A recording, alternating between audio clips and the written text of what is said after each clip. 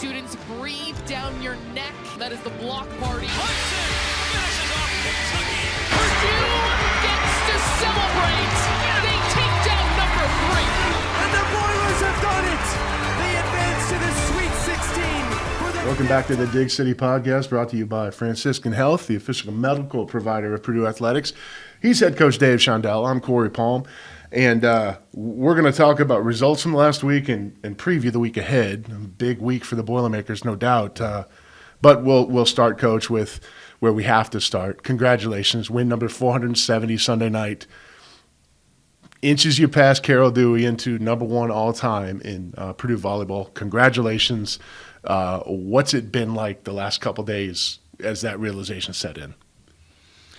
Well, it really hasn't been anything major different. You know, we're getting ready for Nebraska. Yeah. And it was a nice moment. I did not know it was coming until that day. Excuse me, somebody mentioned that to me, and I thought, well, let's try to get it over with, you know, as quickly as possible. So there probably was a little bit more of an emphasis on getting that win in that match. And luckily, I thought our team played one of our best matches of the season against a Michigan State team that I believe will win their fair share of matches this year. I thought they played very well against us, and we were down in a couple of those sets and had to come from behind to win, but we did. And I thought our defense was really, really good. So it's been nice to hear from, you know, a lot of people, which I have, and a lot of, you know, coaches in our own conference have reached out. But it's just an opportunity to look back. And I really haven't done a lot of this, to be honest with you, but to look back at some of those moments along the way that have been significant in helping us get to where we are, and players that committed to come here, that when they committed, you knew that was going to help the program. And you know, I think about the staff that we've had. You know, obviously it came in with Kathy Jewell and my brother John, and they were all intact up through 20 plus years, and how odd that was to have people that loyal to stick with you for that long, and what a difference maker that was, I think, for our success and just the support of our university. But as I mentioned, I think in the post-match interview, you know, Martin Jischke was the university president back then, who still attends nearly every one of our matches, sits right to your right in the first row of the bleachers. And he and Morgan Burke, who I owe so much to, and Roger Blaylock, who did the research and was really in charge of the search for a head coach, and Nancy Cross was the senior women's administrator. So those 4 were willing to step outside a box of normally hiring people who have been assistants at good universities or had been head coaches on promising mid-major programs, and they hired a coach from Muncie Central High School, which was it was a dream come true for me at the time. And I've been living that dream for almost 22 years now. And so I guess that kind of put it all a little bit in perspective when you get to that point.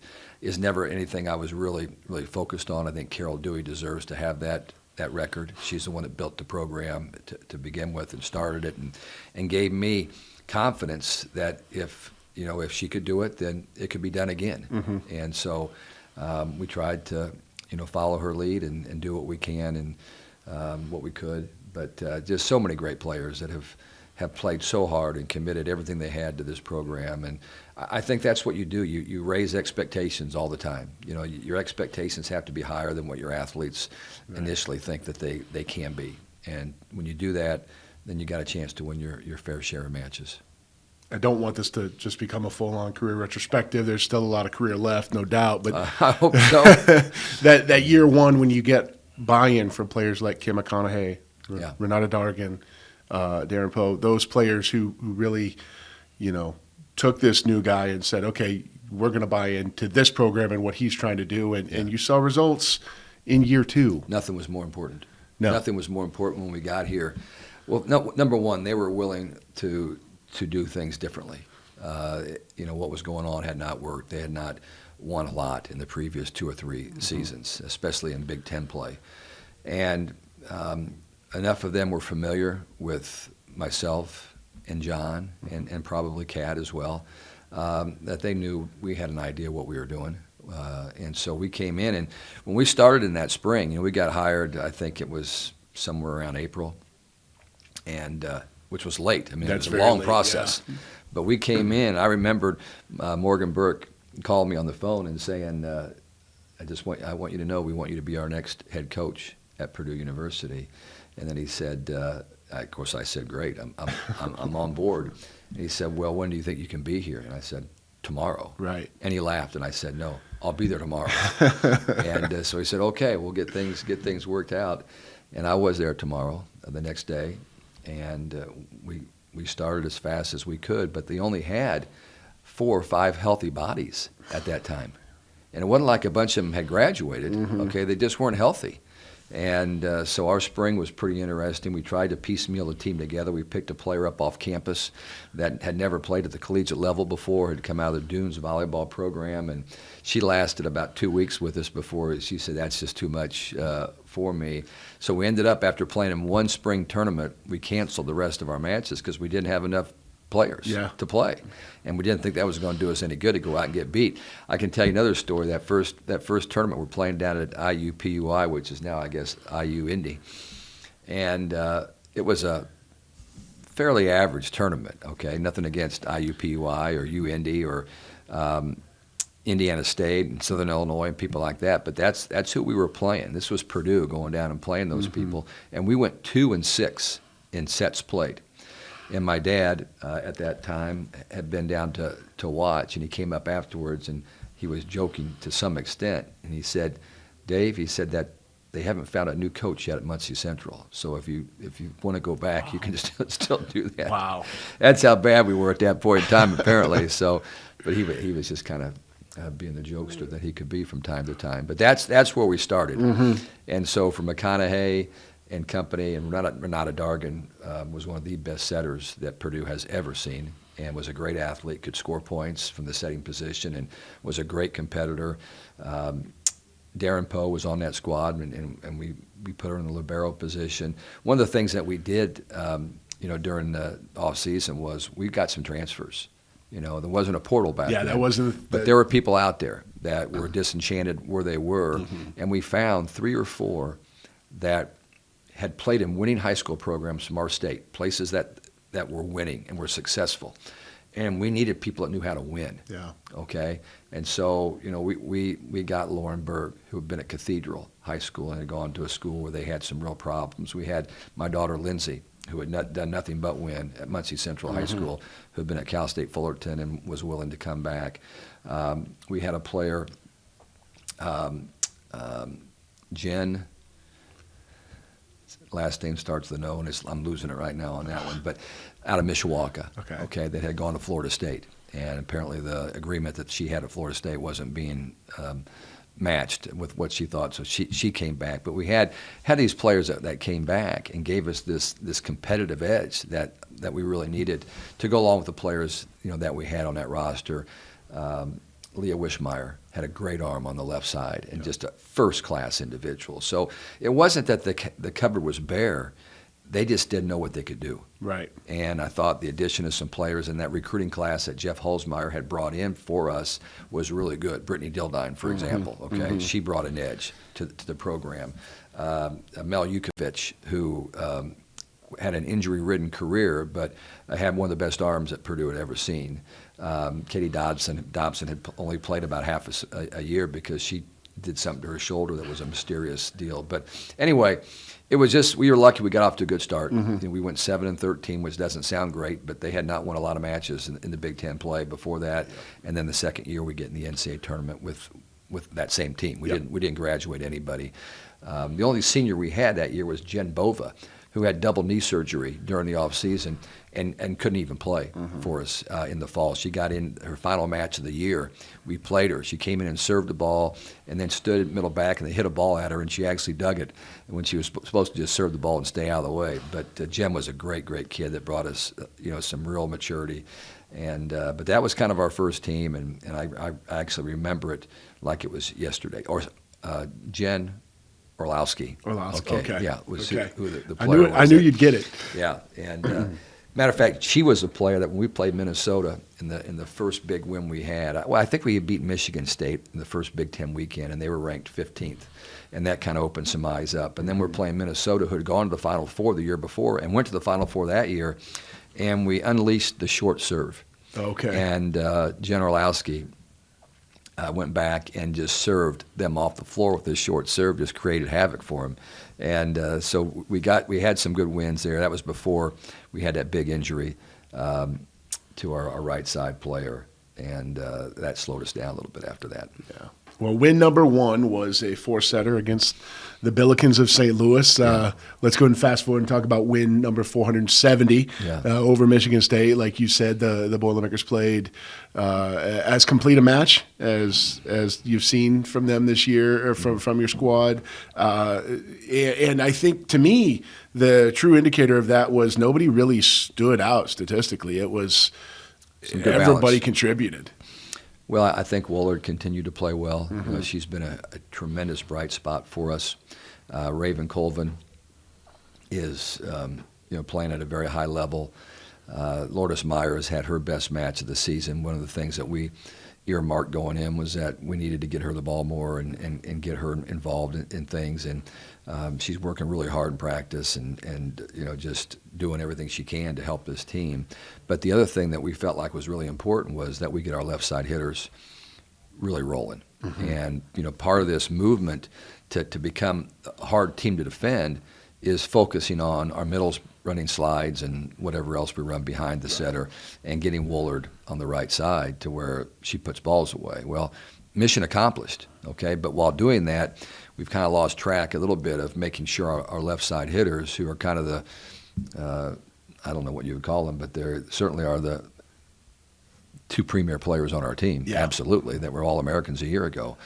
And they weren't getting the rhythm, okay, in my opinion. And so we're trying to figure out how the best way is to keep that balance so people can't load up on Eva and Chloe and still get them enough balls that they can do their thing. And so I thought we were better at that against Michigan State. And then our block got going after the first set was over. We started blocking some balls.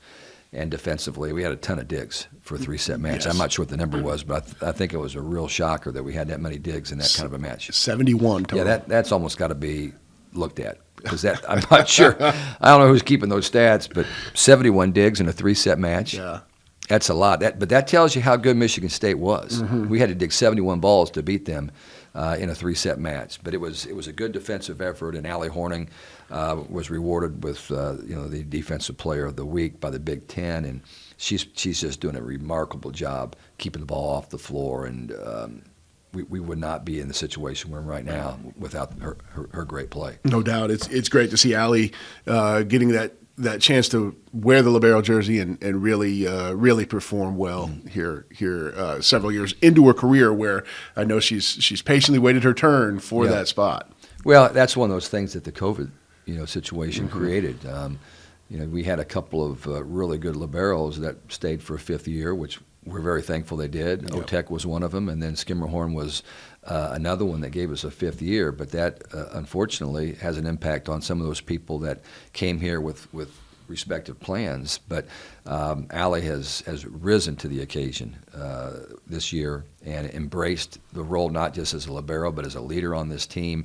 Seen tremendous growth from her this season, which is really, really important for our team. You talk so that was Sunday night against Michigan State. Not the only game you guys played last week. You also went up to Evanston, which I know in years past is a tough place to play. It's always tough when you're up there facing a game Northwestern side. And after dropping the first set, you guys took 3 in a row. 6 of 7 sets won this week, and that's good. Good response from your team. You've already talked about Kenna Woolard. She came alive that night. Yeah, she carried us. She had 21 kills, something like that. 18. 18. Yeah. Hit 438. Felt like 21. Yeah. But she was magical on that particular night, and Northwestern is better than advertised. They have a new coach, a lot of new players on their roster and in their lineup to go along with some veteran players. And they started pretty slow, but they were playing pretty good people. Long Beach State, Notre Dame, a handful of others that I thought they could have won or could have lost some of those matches, but they lost a lot of them. But then they went out and they beat Maryland, at Maryland. which really caught my attention because Maryland has an entire roster back from a team that was pretty decent a year ago and has done some good things this year. So I knew that they would be hard to beat. They always are. I mean, for whatever reason, Northwestern, irregardless of the sport, believes they can beat Purdue. Yep. And it's never not a nightmare of a match, okay, if you're Purdue. And they had beaten us as good as we've been. They've beaten us last 2 seasons. Mm-hmm. We only played them once in the last 2 seasons, and they beat us once at home last year and once up there the year before. So there's a lot of things going through your mind as a team, you know, and you're trying to put yourself in the right mindset, but it's hard against these guys. It's just hard.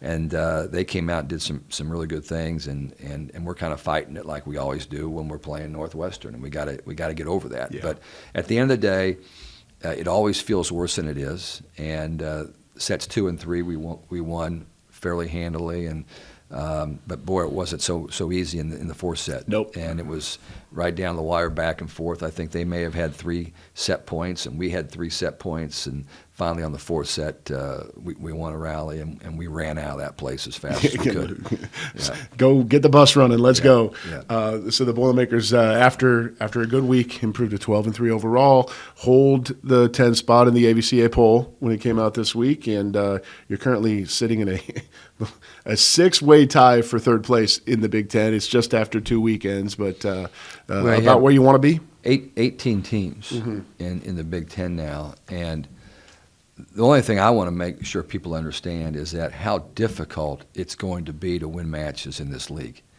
And the addition of USC and UCLA, Oregon, and Washington certainly has magnified that a lot, but there's not a bad coach in our league. Okay, the coaching staffs in our league are really, really good. And you know, you look at some of these programs that you thought maybe were selected by the coaches and the media to be down at the bottom. Iowa's 2-2 right now. We play them on Saturday. That about 21 hours after we play Nebraska, we'll be playing Iowa. Michigan is a team that was picked maybe 3rd or 4th from the bottom. And I think are they 3-1? They're 3-1. Yep. And they knocked off UCLA at UCLA this past weekend. There's just not anybody that is going to be easy to beat. And we play Rutgers twice, and that's kind of the same deal as Northwestern. It's everybody thinks you're supposed to go beat them, and they don't recognize the difficulty and the challenges that are involved in those kind of matchups. But we have to do it. Yep. We certainly have to do it. But this weekend, of course. As I know we'll get to on the second half of the show, we have Nebraska, who is the 2nd-ranked team in the country and the top team in our league right now, and then we follow that up the next day with Iowa. We will take that break right now. We'll be right back to go in depth on the Cornhuskers and see what that road trip looks like right after this. The Dig City Podcast is brought to you by Franciscan Health, the official medical provider of Purdue Athletics. At Franciscan, we are inspiring health. Now back to the show. Boilermakers hit the road this weekend for a pair of road games. You've done the home road split the last couple weeks to start Big Ten play at Nebraska, and then, like you said, at Iowa. The Cornhuskers, everyone thought they were one of the top teams in the country coming into the season. They've lived up to it. Yeah. And just on the schedule, I've got no problem with our schedule, don't get me wrong. I just don't know how they do it. Yeah. For example, I heard John Cook on his press conference talk about how they have more back-to-back matches than anybody in the league. Now, he may be embellishing that. I don't know. I haven't done the research on it. But how do they set it up for when you're going to are you going to play back-to-back nights? Are you going to play on the road and then come home, or are you going to do 2 on the road? And like Michigan State started out with 4 on the road. Ours was their last match that they'd had 4 consecutive on the road. So I don't know how they do it, but there's going to be advantages and disadvantages in that. And I know they're doing the best they can. They're doing a lot of it for TV. TV is a big deal. It's a driving force, and our coaches are all on board with that. It's great for our league to get as many matches on linear TV as we can. And but it's interesting how that is being done. And your question was? Just what the Cornhuskers look like so far. It looked really good. They got shell-shocked down at SMU in a match at Dallas. They went down, I think just played one match against SMU. I don't think it was a tournament, but I could be wrong. And SMU had 7,000 people in there just hanging off the rafters. Mm-hmm. And it was one of those nights where everything went great for SMU, and it didn't go as well for Nebraska. And I remember watching that match at the time thinking, man, SMU is for real. And then they've been a little bit up and down since then. They've jumped up and bit a few others, but then Pittsburgh beat them like a drum on Tuesday night, I think it was. So anyway, but back to Nebraska, almost every single player back from a year ago. Veterans in the middle. Merritt Beeson is their right side player, who's kind of their captain, their go-to player. But yet they have Harper Murray, who was the Big Ten Freshman of the Year, who's on the left side. That's a tremendous volleyball athlete that can do everything for them, doesn't leave the floor. And then they've got two players that are kind of going back and forth in the other left side position, Krause and Landfair. Landfair, of course, was at Minnesota where 2 years ago she was the Big Ten Player of the Year, and she's fighting for playing time. Okay, at Nebraska, they have a tremendous setter, Bergen Riley, that we actually did recruit. A very likable kid that I think might have been probably was all Big Ten a year ago. Maybe might have been the Big Ten setter of the year. And continues to play well. Their backcourt is remarkable. Rodriguez has been probably the best defensive player in our league for the last 3 seasons. Choboy is also really, really good. And then they've got another kid, I don't know if her name is Mock, but another similar type player whose numbers are better than the other two. So anyway, they're loaded with talent. They'll have nearly 9,000 people up at the Devaney Center to watch that match, and it will be a great challenge, but a greater opportunity for our team to go up and see can we be better than what we've been so far, because we have not played at the level that I believe that we would play at yet, and but we're getting closer. Our players recognize what we need to do. There certainly are some things that we need to improve on to give ourselves a chance, but I think if our first ball contact, whether it be a serve or a pass or a dig, first ball contact continues to improve, each week will be harder to beat. And that's all you can ask for. And one of the things that I spoke to the team about last week before we played Michigan State was, let's not get caught up in all the things that it's easy to be caught up in. How well are you playing? What do your numbers look like? Do you win every set? Do you win the match? What's all those things? Because all that's going to do is spiral you in a bad place. Right. Okay, let's focus on the process. We know the things that we need to do to improve on. I mean, our team is smart. They've got a lot. We got a lot of volleyball people on this team that understand the game. We know what things we have to improve on, and we also recognize when we get there, we're going to be really, really good. We're just not quite there yet. And we're at about the midpoint of the season, almost exactly the midpoint of the season. This weekend represents that, with the back half being all Big Ten play. That sort of incremental improvement, I think, has got to be your goal going into the season, right? Yeah. Again, we're not copping out and saying winning's not important. Sure. Because where we are, it is, and where our goals are, you have to put those wins on top of each other to get where you want to go as far as a seed in the NCAA tournament, making the NCAA tournament first of all, but then getting the kind of seed you want that's going to allow you the opportunity.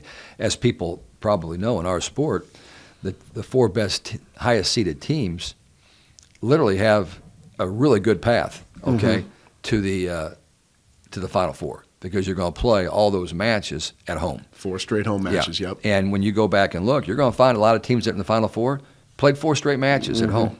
And is it fair? Nah, it's not really fair. But it's the way it is, and everybody knows that. So that's why people are scheduling so much tougher now. That's why in non-conference you're seeing all these incredible matches on TV, because everybody's playing great teams because they want to take that risk of, can I get one of those? Certainly want to be one of the top 16. So the first and second rounds, you're going to be at home. And we've been fairly successful at that in the past. Need to do it again. And then, and we're not out of the mix. I mean, our RPI right now is 14. It's way too early to even be looking at the RPI that closely. But we have to beat people. But that isn't, believe it or not, what the focus needs to be on. The focus needs to be on doing things the right way, understanding what the process is, what needs to happen for us to get there. Are you getting in the gym and spending extra time doing the things that we need to improve on? And we are, okay? But that's what's important right now. Friday night's match is the epitome of what you just said. This will be your 5th match against a top 10 opponent this season. This will be Nebraska's 5th match against a top 10 opponent this season. That's a third of your schedule being played against the other, absolute murderer's row in this sport, because you need the challenge, because you need to get those wins in order to put yourself in the right spot. And because we're in the Big Ten, too. Yeah. I mean, some of those matches were outside the Big Ten. Many of them are going to be inside the Big Ten. And it's just so early to look at the rankings right now and just try to fit. You talked about it earlier. How many teams were tied for second? 6. Yeah, 6. And but it's really early, and I don't think there's any value in over evaluating that right now. I just think there's a lot of volleyball to be played. We're 2 weeks into it, 2 weeks into a 10-week onslaught, and just take them one at a time. And the challenge for us this weekend will be, playing Nebraska, and then turn around playing Iowa. Last year, we played Nebraska, just about beat them. Okay, I reminded our team of that last night, and the call that was not made properly by the official that would have maybe changed that match. However, then we had to play Northwestern the next day, and after beating them the first 2 sets, we got really stale. Ran out, and had nothing. And Northwestern got hot, and they beat us. Well, you have to remember those things can happen. That's why you don't put too much focus on one and not the other. Yeah. And so we've got to be ready to play 2 matches in 2 days. You said the quick turnaround to Iowa City. It's you fly from Lincoln to Iowa to Central Iowa, I believe, probably flying to Cedar Rapids and bus over. Is that something that the team is used to at this point? Just the headaches that go with travel are what they are, and you have to go with it. We spent a lot of time traveling. Yeah, this year. you have. We were on the road for 8 straight matches, and we were playing in 2 of those tournaments, three matches in succession. So we're kind of used to that. Now, we're not used to traveling from one site to the other. Right. And in this particular instance, I think we play at 7:30 against Nebraska, and then the next day we're playing at 6. Those are both Central times. So we're actually getting less of a break. I think there's a Big Ten rule that says you're supposed to have so many hours in between, but I don't think it's too late right now to discuss that. But it's a short turnaround, and we may not even go over and use our practice, because I feel like rest might be a little more important than going over there, especially if we're at Cedar Rapids, which is where we are. That's about it's a home football game, and so we're at the mercy of that situation. So we can't even get a hotel in Iowa City. So we're about 30, 35 minutes away.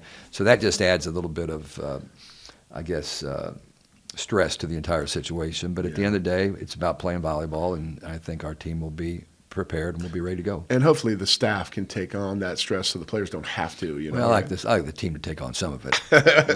Don't put it all on the staff, but no, it'll all be good. Friday night at Nebraska, 7:30 on 8:30 Eastern on Big Ten Network, live on the linear. And then Saturday, I'm verifying this before I say it on TV. Yes, the game at Iowa will be on Big Ten Plus, so you can watch the Boilermakers both chances. Any final thoughts for the week before we set you free? I know you've got a plane to catch. No, just thanks to everybody for reaching out and thanking our team for what we've done, and crowd, even though it was fall break and our students had no business still being here. Yep. The block party was in top form, and we had a great crowd to help us get through those really tough matches with Michigan State, and our fans need to know that this league is just incredibly tough. Now, there are people from the ACC making a plea that their league is better than ours. Of course, they've got number 1 Pitt, they've got number 4 Louisville, they've got Stanford, who's moved into that league. They do have some facts that can back them up. But when you start getting all the way down, I mean, how deep do you go in our league and you still find UCLA or Yep. USC or Michigan or Ohio State, okay, that are really going to be hard to beat. So I know what league is the toughest, and because I see it on a regular basis. Well, good luck this weekend in week 3 of Big Ten play. Thank you very much. Boiler up.